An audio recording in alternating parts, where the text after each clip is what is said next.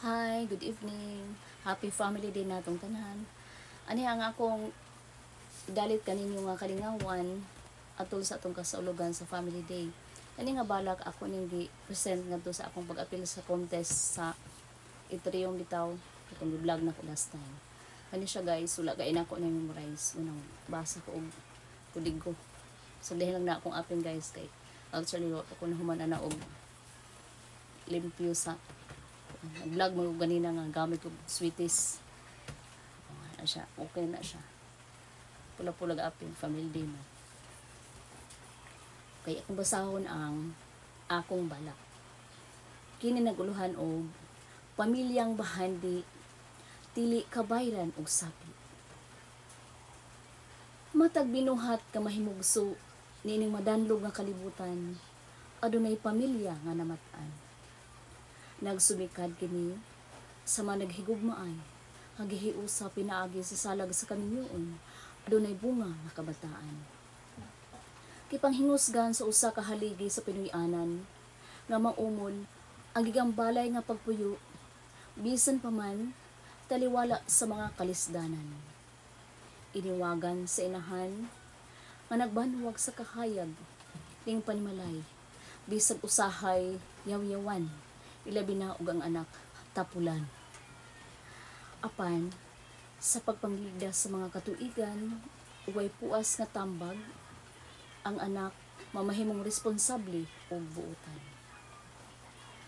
Nagkadaiyang buluhaton sa panimalay mahinungdanon nga mahuman ang paggubi sa cellphone palihog ipaulahin lamang.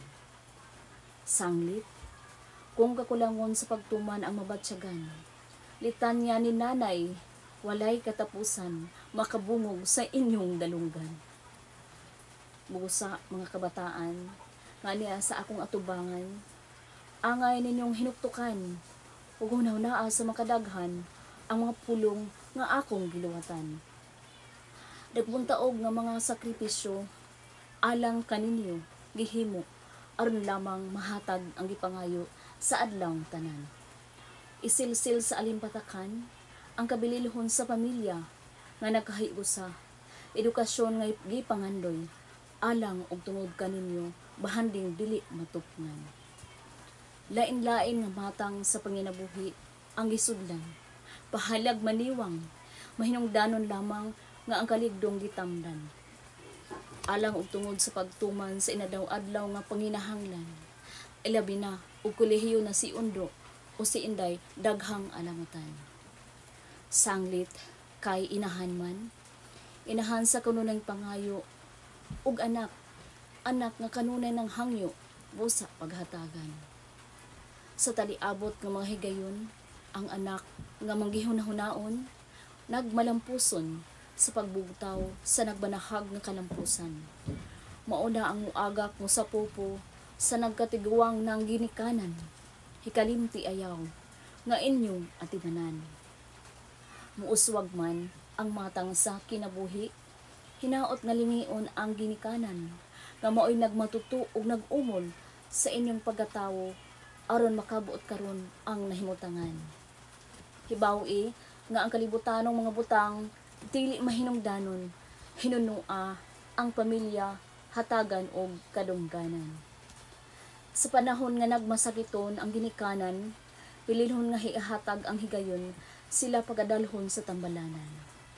Isip paglantaw sa utang kabubuton, dili magmakuli sa paghanyag ning panginahanglan sa ginikanan.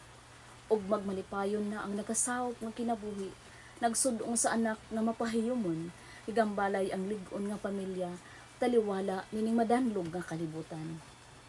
Mahanaw mawagtang man ang hinuwaman nga kinabuhi, nagpabilin ang pamilyang bahandi nga dili kabayran og sapi. Daghang salamat sa inyong pagpaminaw. Bye-bye!